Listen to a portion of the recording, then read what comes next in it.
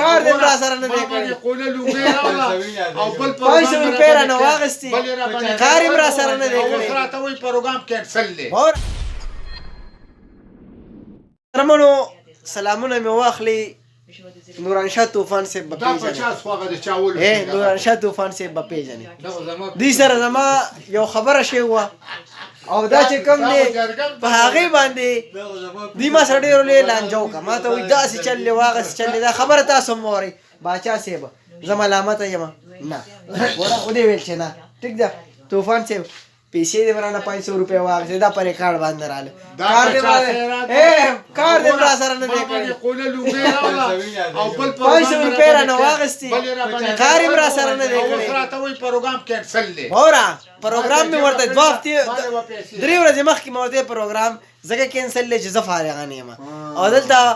او بله خبره 500 روپۍ تاسو د څه واخیستې ما ته تا وایي جرمانه شي دا 500 روپۍ دې واخیستې طوفان صاحب داسې کار دی او ستاسو چې کوم هغه پروګرام به ریکارډ کوو که نه باچا صاحب په هغې کې به دې ما اوس 1500 روپۍ راکړي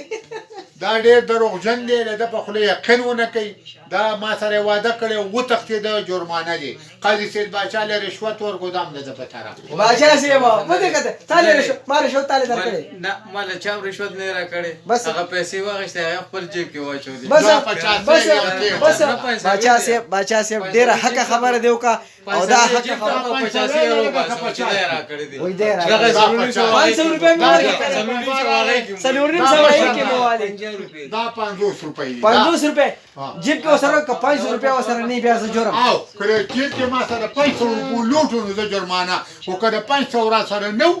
نو بیا به دې جرم ګورم داسې کار دی باچا صاحب 500 روپۍ رانه واخیستې او 50 روپۍ روغ کې وایي دا ماله ده 50 روپۍ راکړي دي